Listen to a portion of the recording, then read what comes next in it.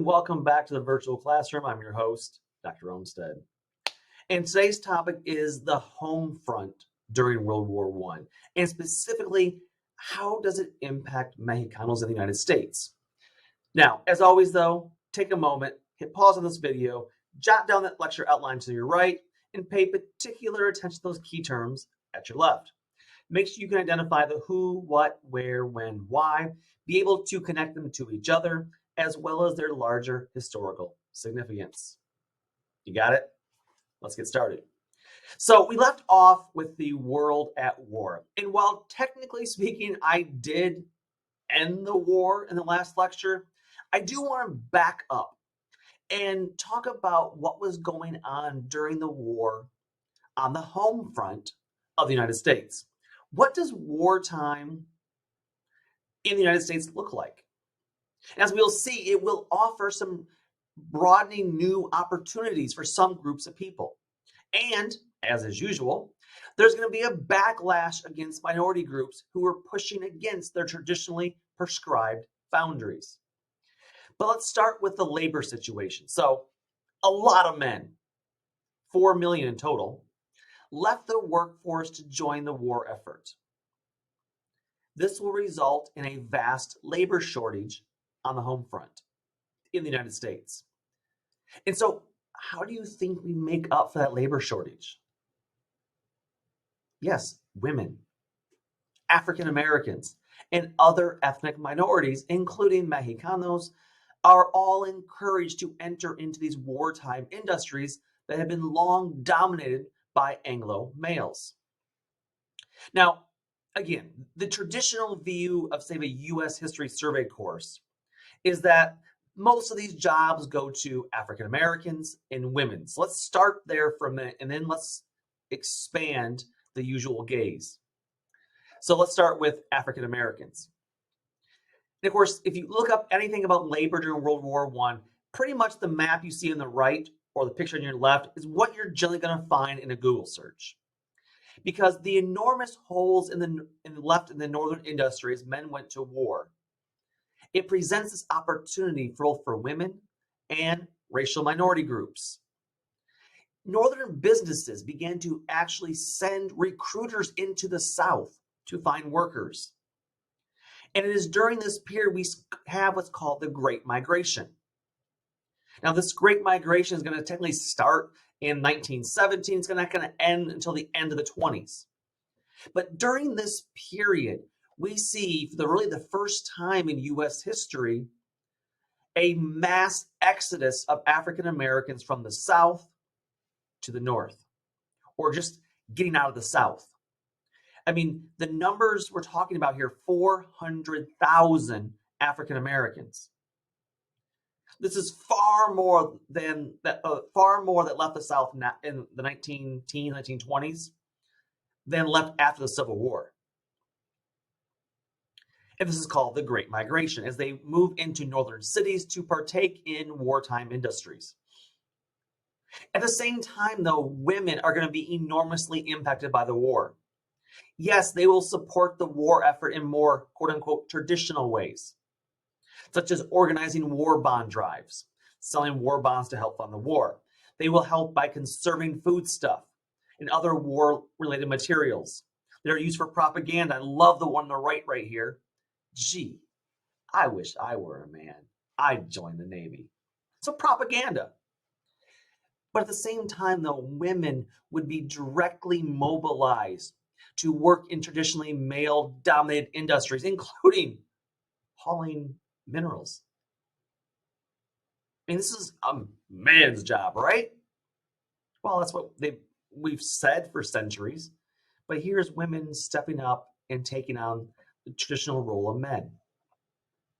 They're working in the armaments industries, machine shops, steel, lumber mills, chemical plants. And many women greet this opportunity with open arms. Now, there's a few caveats here.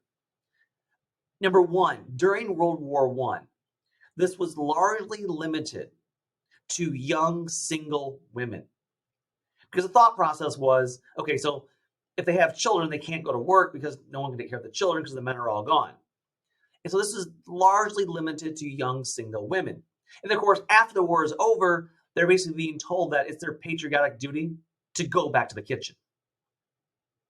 And one of the leading groups to lead this charge, of course, was Samuel Gompers in the AFL, who was basically saying, no, you're taking jobs that are reserved for men, get out.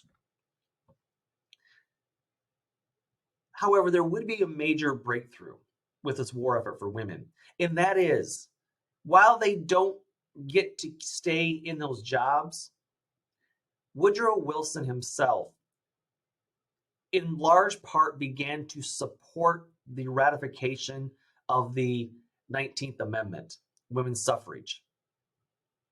In fact, in 1918, he told the Senate that giving women the right to vote was, quote, vital to winning the war, unquote. And he goes on to say that we're going to experience a revolt among the women if we don't reward them for their war efforts. Again, I'm paraphrasing that, but this becomes the gist of it. He throws his support in large part because of their effort during the war. And of course, 1920, just after the war is over, the 19th Amendment will be ratified. But just like African Americans, and to a lesser extent women, World War I will provide an extraordinary opportunity for Mexican American advancement. Remember, more than 4 million troops are deployed, and that will include a large number of Latinos. More than 300,000 Latinos will serve. Now, it's very hard and difficult to get exact numbers because when we count these numbers, we're largely doing it based on surnames. What is a person's last name? And by doing that, we don't necessarily know what their, say, nationality or cultural affiliation was. We don't know if they were from Mexico or Puerto Rico or Cuba or Guatemala. Like, we don't have that breakdown always. Now, we assume that the majority are of Mexican descent. Again, they're Mexican Americans, but they are of Mexican descent. So over 300,000 Latinos are going to serve, mostly, however, in supportive roles as cooks, as mechanics, as construction workers, as those sent out to collect the dead bodies. They were groundskeepers and maintenance men. And the vast majority would serve in segregated units, which of course is fascinating because, again, legally, they're classified as white. But once they get here, what you see is they kind of divide based on your phenotype, the color of your skin. And again, most of these are Mexican Americans, but Cubans, Puerto Ricans, Caribbean Latinos, even some Central Americans will be part of the war effort. Most are drafted, most are assigned to these menial jobs, and most are going to endure crude and abusive behavior. But I want to focus on a few specific men for a minute. The first one is David Barkley. Born in Laredo, Texas, his father is a Mexican American. In fact, his birth name is actually David Cantu. However, he enlisted under his mother's name. Now, his mother was an Anglo-American. And so he actually took on his mother's maiden name, Barkley, so that he could join a unit that would actually go to combat. So he had to basically lie, and it's a small lie because it's his mother's maiden name. But he had to lie about his last name just so he would be sure that he would get combat duty. Now, he is going to become the first Latino Congressional Medal of Honor winner during World War I. And in the description of this honor, it reads, quote, "When information was desired as to the enemy's position on the other side of the Meuse River, Private Barkley, along with another soldier, volunteered without hesitation, swam the river to reconnect to the exact location. He succeeded in reaching the opposite bank, despite the evident determination of the enemy to prevent a crossing. Having obtained his information, he again entered the water for his return. And before his goal was reached, he was seized with cramps, and he drowned, unquote. For his bravery, he became one of 3 Texans to earn the Medal of Honor during World War I. And later, when it was actually discovered his actual, say, ethnic origins, he would be recognized as the first Mexican American to earn the Medal of Honor. Now, let's be clear, this was not honored in life. Of course, he was dead. And this honor was awarded 71 years after he gave his life for a recon mission behind enemy lines in France back in 1918. And of course, he's considered a success story. But others were not quite so fortunate. I mean, he was recognized for his bravery. Other troops, including many Mexican citizens, would join the war willingly to prove their worthiness of U.S. citizenship. You remember all those immigrants that came over during the Mexican Revolution in the 19-teens? Most of those are undocumented. Take, for instance, I had the privilege of listening to an interview with Saginaw, Michigan native John Lopez. Now, Lopez himself was born in Saginaw in 1929. He would serve in the military later on. But his parents had been born in Mexico in 1894. They had crossed the border in 1915 to escape the dangers of the Mexican Revolution. They settled in Houston, Texas. However, while in Houston in 1917, John Lopez's father was drafted. Even though he was not a U.S. citizen, he was merely an immigrant, but yet he was drafted for service. Now, this is illegal. You're pressing a foreign national into war. You're forcing them to fight for a country they don't belong to. This is in part why we went to war with Britain back in the War of 1812. They were impressing our sailors to fight against Napoleon. But nonetheless, this happened to John Lopez's father. Or take Marcelino Serna, pictured on the screen. He was an undocumented Mexican immigrant. He entered the United States to escape the Mexican Revolution in 1916. He was settled in El Paso, Texas. He was later working the fields in Denver, Colorado when he was picked up by federal officials. On the verge of being deported, he opted to enlist in the military to avoid being deported back to war-torn Mexico. He would serve in the Army with Company B, the 335th Infantry, and become the most decorated soldier from Texas during World War I. He was the first to be awarded the Distinguished Service Cross. But he has still been denied a Medal of Honor, something that many Latinx civil rights groups claimed that because he had dark skin and was Mexican. Do we really want to honor an undocumented immigrant as a nation? And again, you can look at him and see he is clearly phenotypically darker skin compared to someone like David Barkley, who can easily pass as white. He did receive the Medal of Honor, albeit 80-some years later. Serna did not. And unfortunately, this forcing of non-U.S. citizens into combat was common enough that during World War II, Mexico sought guarantees that Mexicans who would engage in the Bracero program would not be drafted into the war. But that was abroad. What about the home front? Remember, the economy, we're in a major upswing. There's tremendous prosperity. The war allows the United States to create thousands of jobs in the war machine, the military-industrial complex. The problem, of course, was a lot of men left, right? Over 4 million. And of course, women, African Americans take up the mantle. But it also encouraged and opened opportunities for Mexicanos. And while, yes, there is that great migration of African Americans, there is also a great brown migration during the same period. And again, if you Google this, you're not going to find it very well because the focus is on African Americans. So this is the untold story of migration. So we had a great wave of migration come from Mexico into the United States, the Southwest, during the Mexican Revolution. But many of those who had settled in the Southwest then began to move north into places like the Great Lakes region, the Midwest, my hometown or my home state of Michigan. In places like Chicago, Detroit, New York City, Boston. Now on the screen, what you see is a map that shows kind of this branching off of Mexicanos moving northward.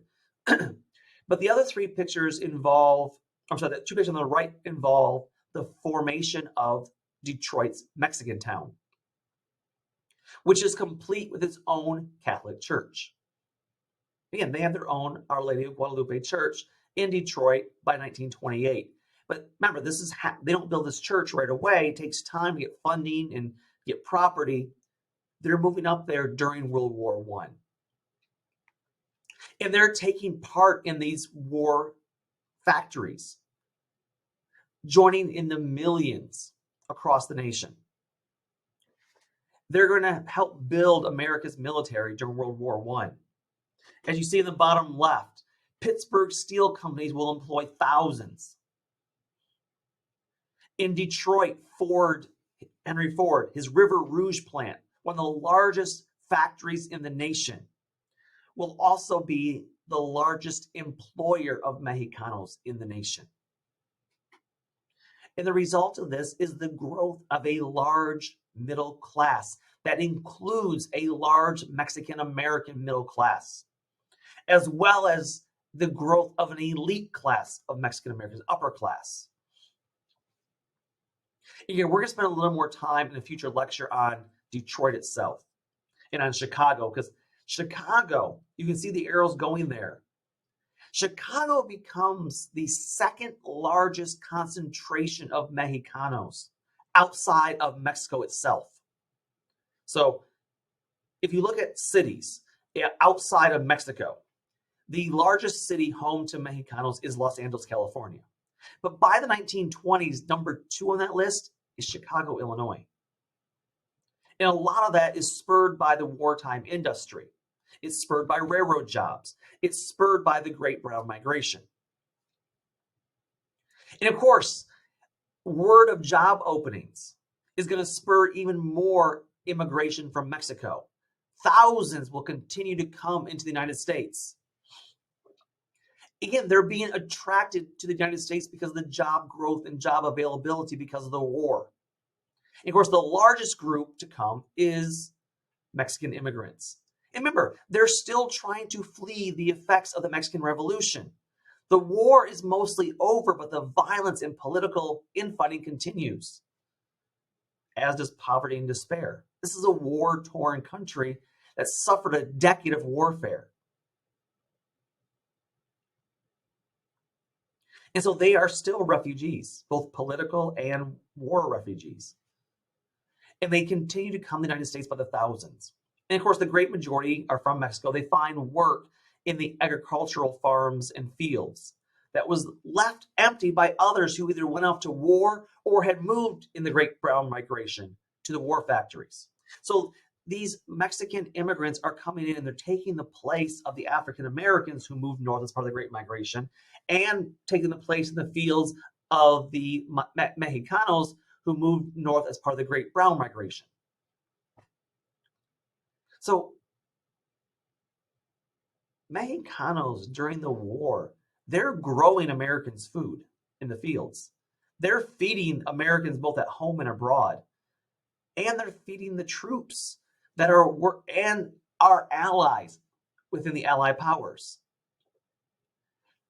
However, the 1910s and World War I also precipitated a tremendous backlash against immigrants. There was, of course, continued fear of the Mexican Revolution spilling across our border, but also the fear of anarchism and communism coming from Eastern Europe and Russia, especially following the 1917 Russian Revolution. There was a tremendous fear of Germans. Again, the number one enemy in the World War I was, of course, Germany. And especially this fear of Germans, is going to have a direct impact on Mexicanos. You see, anti-German hysteria was an all-time high. And people of German descent were suspected of being German spies on behalf of the Kaiser. They became victims of harassment, segregation, violence, other kinds of atrocities. It swept the United States, where the United States would condemn all things German, attacking German enclaves, closing businesses, destroying their homes, harassing their families. You see the headline, many would change their name out of fear of backlash. This is like too good to be true information, or it's too unbelievable to not be true. During World War I, people in the United States refused to use the word sauerkraut because it's a German word. They started calling sauerkraut Liberty cabbage. Dachshunds, little doggies. It's a German word, or dash hounds, depending on how you want to pronounce it.